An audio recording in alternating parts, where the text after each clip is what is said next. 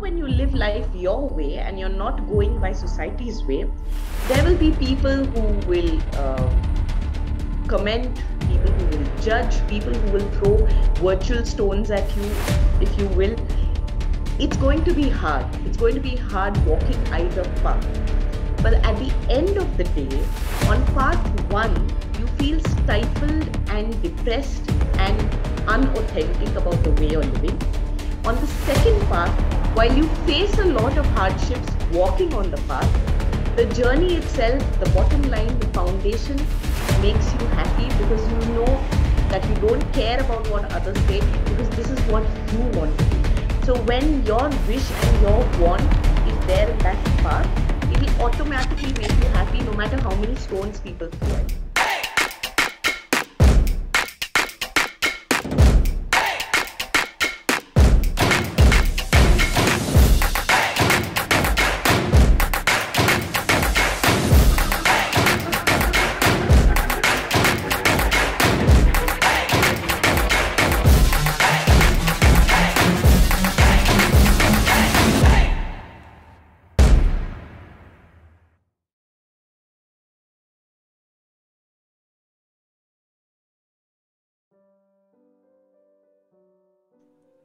Greetings, ladies and gentlemen. Today it is an honor and a pleasure for me to introduce you all to this very particular session where we are going to know more about being beautiful, living as you are. My name is Harsh and I'm going to moderate this session for all of you and I'm going to introduce you all about session and perhaps the person who is going to interact and address all of us. First of all, I request you all to kindly acknowledge and welcome the presence of our esteemed guest, Squadron Leader Dilsad Master Ma'am, who is here with us. I would like to request all the persons who are watching this session on YouTube to kindly upload in the comment section and welcome the presence of our esteemed guest. Our guest, Squadron Leader Dilsad Master Ma'am, is an ex-Indian Air Force officer who served the nation as the Short Service Commissioned Officer for a decade in the education branch. She is a strong and ardent ally of LGBTQIA community. She used to be the chief editor of a digital magazine, 50 Shades of Gay, and now works toward transforming minds through diversity, equity, and inclusion, and gender and sexuality training. She sees herself as a queer sensitization catalyst and is currently penning her first book for the parents Help My Kids Queer. So first of all, ma'am, I welcome you to in this session. Thank you so much for joining and agreeing to share your thoughts with us. Thank you. Thank you very, very much for having me on the show. It's a pleasure and honor to be here. Thank you. Thank you so much, ma'am. It's our pleasure too. So moving to the topic of today's session, which we have chosen is Be Beautiful, Living as You Are. The great American journalist, novelist, essayist, and poet Christopher Morley says, there is only one success: to be able to spend your life in your own way. So I have a question, ma'am, for you. What does it mean to you to live your life in your own way and living as you are? Right. So Harsh, to begin with, let me tell you that the topic is being you or beautiful you. And I would like to relate most of my answers to largely the queer community. It's for everyone in general, but with a specific emphasis for the queer community. So when we talk of living life as we are, the first thing we would like to address, and this applies across the board to anyone, you have to be authentic. And when I say authentic, I mean true to yourself. All right. Authentic is now a very cliched word being used by very many people. It boils down simply to being happy in your skin. All right. If you feel that you belong to the LGBT community, if you feel that you're not out yet, being out brings you happiness. If that brings you joy, be that. Anything which brings you joy. For example, for me, it was a life in uniform. I wanted a life in uniform. I chose it very consciously. That brought me a lot of happiness. And therefore, I went with that. Right. So, being your authentic self, being true to yourself. It could be anything. It could be with regards to a career choice. It could be with regards to the stream of education you choose. It could be with regards to a hobby. It could be with regards to raising or not raising a family. Either way, it's your choice. It's your path. And it's what you choose for yourself. that makes you happy, as long as it's not harming anybody else, as long as it's not causing grievous hurt to anybody. I think live your life as your true self. Indeed, ma'am, it's an excellent answer from your side, and I think that many of viewers, those who are watching this session, they are surely going to find this insightful. What we have seen is that, ma'am, many people are still living someone else's vision of life instead of what they want. We have one Yes. life, and it's essential that we live each day in the best possible way, based on what we desire, our ethics, passion, and the vision we have of living our lives. My question to you is, why is it important for one to realize his her ambiguous thoughts about life? Okay. So I would begin with your last word, ambiguity. Now, ambiguity is caused because of certain amount of friction. Okay, the ambiguity between what I see myself as and what the society sees me as. Right? They're two different things.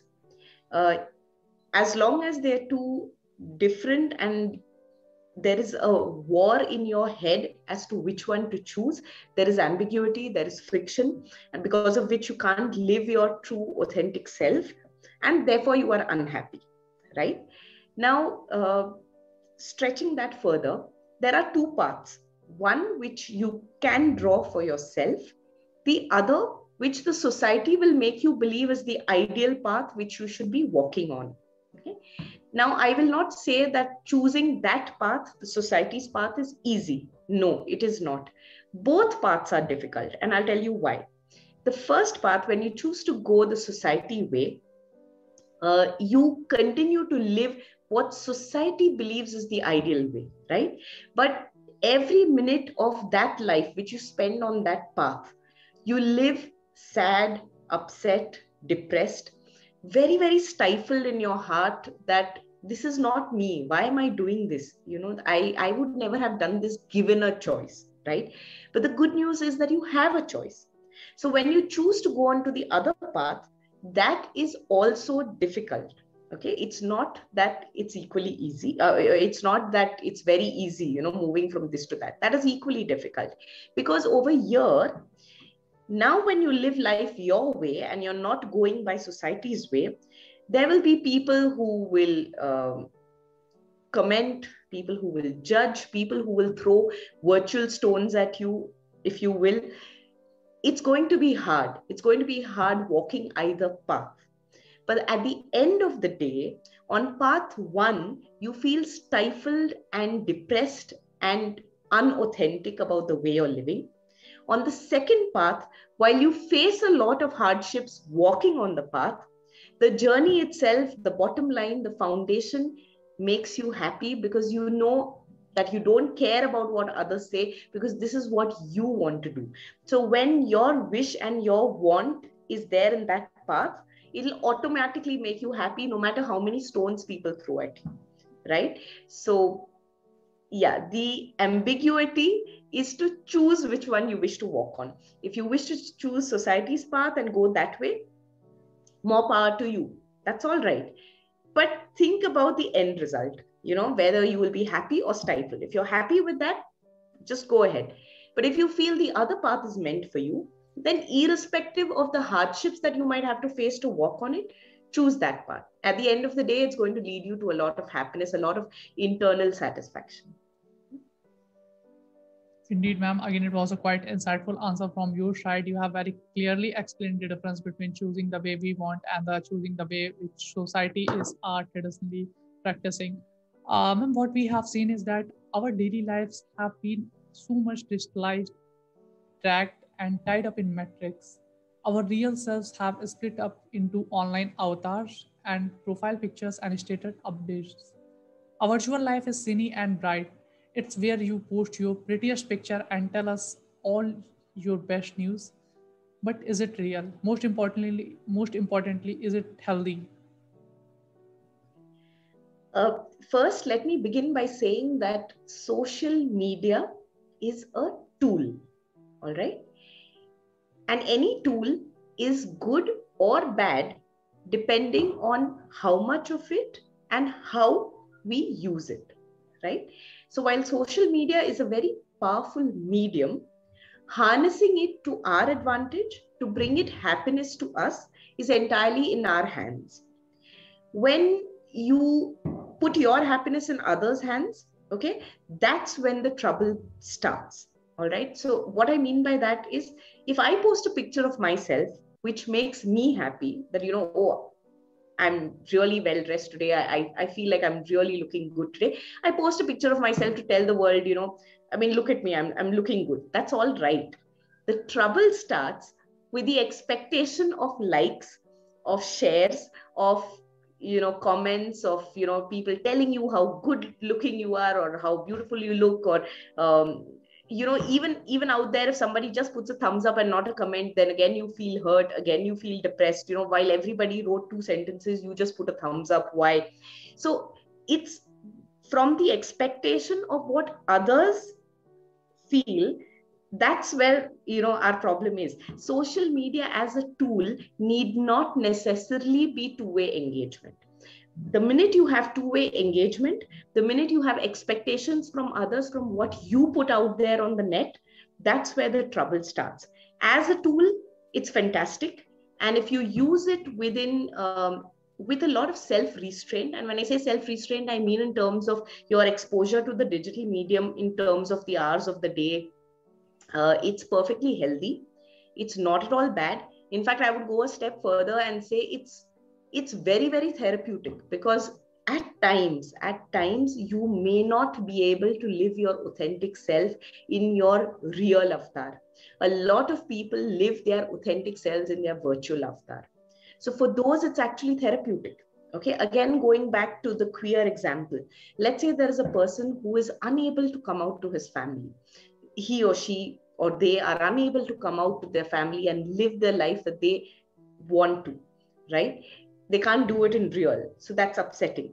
But social media offers them the platform, offers them the invisibility, the anonymity, okay, and the safety of being who they are, maybe to their virtual friends, or maybe to their close circle of friends, those who are on the virtual medium. Now, for them, it's heaven. I mean, social media is heaven over there, because that's where they are finding their happiness. That's where they are living their true selves. It's only when we start the cycle of expectations is where it gets unhealthy. If you spend 23 out of 24 waking hours on the social media, that's unhealthy. But as a tool, I think social media is fantastic. It's bringing the world closer than ever before. And if used and harnessed properly, I don't think it's unhealthy or it's bad at all. I think it can do a lot of good. It's helping a lot of people out there, to connect nationally, internationally. You can reach out to helplines. You can. Another thing, Harsh, which I may mention here is our assumption that when we talk of social media, it has to be two-way, right? Anything that you post on social media, like I said, if it works for you, then social media is great for you. For example, if I want to express myself through a blog, through an article, through a post, right? I can do it on social media today and reach to 1,000 people, reach to not just 1,000, millions of people. Okay, there is no end to the number of people I can reach. But like I said, it doesn't have to be a two-way street. The minute the expectation of what I get back out of my post begins, that's where it begins to get unhealthy. If it's a one-way stream, if it's if you harness it in the right direction, I think it's perfectly healthy. It's perfectly fine. All right, ma'am. Again, it was a quite meaningful answer from your side.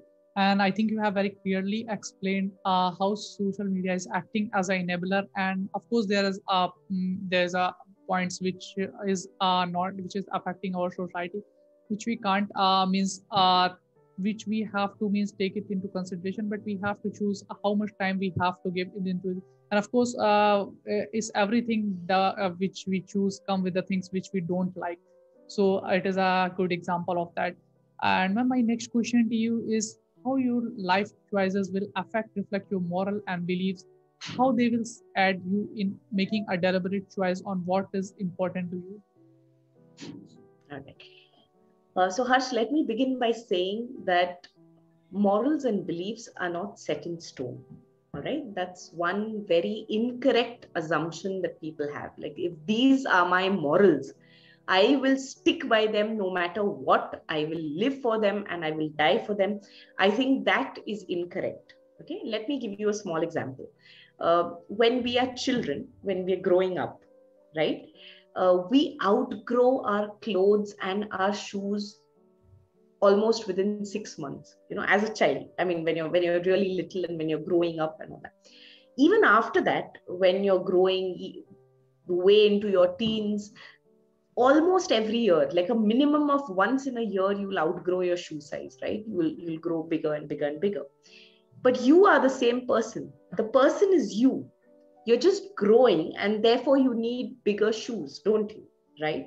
So do you insist that because I am the same person and these are my shoes or these are my favorite shoes, let me keep wearing them? And if you keep wearing those shoes, you're causing yourself pain, you're causing yourself trouble, okay, and you're causing your feet to shrink and cause you n number of problems, right? So when we don't do this to our physical body, why do we do this to our emotional and psychological well-being? By setting those morals in stone, we are pushing ourselves into a size that no longer fits. All right. So morals and beliefs are dynamic. If you are growing as a person, your morals and beliefs are also bound to undergo change. Once again, going back to what I said earlier, as long as you're not harming anybody, as long as you're very well within the boundaries of decency that you set for yourself, it is perfectly fine to have ever evolving morals and beliefs. They have to be dynamic, okay, just like your shoe size. Otherwise, it'll become a size that's too hard to fit into and it's only going to cause you trouble. So don't cling on to your morals and beliefs. Grow with them, change with them, define them at every life and stage in your life. Because what's important to you also is dynamic. What's important to you today will not be important to you 10 years or 20 years down the line. What was important to you as a child is not important to you today. So when what's important to you keeps changing, then why should we cling on to the morals and beliefs that we believed at that time? Those should also grow alongside, what's important to us, right? So yeah, nothing's set in stone. I mean, live your true self by really being dynamic. All right, ma'am. Ma'am, I have a question for you. Actually, this question is a quite a general question, but you are on this screen, so I'm asking you so that your answer will, the viewers who are watching this session, they are surely going to find this insightful and learn from this answer. Actually, Yeah. the main reason behind asking this Sure. question. Actually, imagine if you would just be commanded for your work, for your life, and for your decisions. How would you live, and what would you do? Think about the hobbies and activities you would pursue but ignore now due to the fear of judgment of others. So let me start with an example where this is what I've seen with my own eyes. I have seen an old lady of 60 who happens to be a grandmother. She always harbored a desire to learn cycling, all right? And now she's 60 and has grandchildren who are now at the age when they want to learn how to cycle. She actually learned how to cycle alongside her grandchildren, all right? She did it at 60. Okay. Now you may say that, oh, at that age, anyways, it doesn't matter, what people think of me. And, when I reach that stage, I'll not care. But that's not so. I'll give you my own example. As a queer sensitization catalyst, all right, most people don't even know what it means. All right, most people don't know what I do as a queer sensitization catalyst. But I have seen people cringe, shy off, or completely backtrack the minute I mention the words LGBT, right? Most end up thinking that I am from the community and therefore I am fighting for the community or advocating things for the community. People tend to judge me. They tend to think up stories. They ask me whether, oh, do you have any personal examples? Do you have someone in the family? Have you been affected? Why does this cause mean so much to you? All of that. Irrespective of any of that judgment, this is a cause which I feel so strongly about, that I feel excited talking about it. I feel excited spreading information about it. And I feel excited waking up every morning thinking what more I can do and how better I can spread the message, So if you find that one thing in your life, it could be anything. It doesn't have to be I'll change the world kind of a, strong subject. It could be something as simple as I wish to cycle, okay? Or I wish to learn how to cook, or I wish to climb this particular mountain. I wish to take up mountaineering. It could be anything that makes you want to get up every single morning and not care about what anybody has to say or think or judge you for. I think you're living your true authentic self, and you can do anything at any age, because it just does not matter. As long as your heart's in it, you want to do it, and you just want to give it your all, irrespective of what anybody says. I think, that's to answer your question. That's what I would do with my life. If I have a strong passion, I would just go all out and do it. Indeed, ma'am, it's an excellent answer. And I'm sure the viewers who are watching this session, they are surely going to understand this and learn from this. Not only I think, but I do strongly believe too. Ma'am, my next question to you is, at last, what will be one piece of advice you would like to give to all the viewers watching this session and how they can live their art? All right. In my last message, I'll try and tie things up from the point that I started out. Firstly, live your life authentically. And in order to live your life as your true self, you will have to introspect a real hell of a lot. Because we all grow up with a lot of beliefs, a lot of conditioning, a lot of this is the way you should follow and this is the right way, that is the wrong way. A lot of that is thrust upon us. Okay, you don't have to go by everything that is thrust upon you, but in order to carve out your own path, you'll have to do a lot of introspection. So that nobody else can do for you. That is something that you have to do for yourself. Once that is done, and once your path is chosen, within the limits of not harming someone else, within just those loose bounds of being a good human being and not harming anybody else, whatever falls within that, if that is what makes you happy, just go ahead and do it. Now, when I say go ahead and do it, at the same time, I do not mean to instigate someone. Let's say somebody is currently in the closet. Okay, there's an LGBTQ person who is living in the closet at the moment. I don't mean to instigate you and say, okay, come out of the closet. All of you should be out and you should not be hiding and you should live your true authentic self. You could be bound by a lot of other factors. Okay, there could be family issues. There could be issues of emotional abandonment. There could be financial issues. You may not be financially independent, or there could also be the laws of the land, depending on which part of the world you're living in, right? So all these are bounds which will hold you back. All right. So while you are being held back, do not give up on the idea of that true self. So don't go into depression saying, I will never be able to live my life. While you may not be able to come out at the moment or live the way you wish to at the moment, explore ways and opportunities, educate yourself better, try to see how you can break out of the mold. Would higher studies get you there? Would picking a job abroad or would financial independence, start living on your own, get you there? Whatever it is that gets you there, start working towards it. Don't abandon the dream of living your true self. And once you get that opportunity, go all out, be your authentic self. Do not give up on that dream. Continue to pursue it until you achieve it. So that's what my last message to everybody would be, to be you and to be a beautiful you. Indeed, ma'am, it's an excellent message from your side. And I think the viewers who are watching, they are surely going to find us insightful. Thank you so much, ma'am, for joining and giving your important time. It was a very healthy discussion with you on the topic. Thank you, ma'am. Thank you. Thank you so much. Thank you very much, Harsh. On the ground is where I stand. Never give up, that was always the plan. It's so cold outside.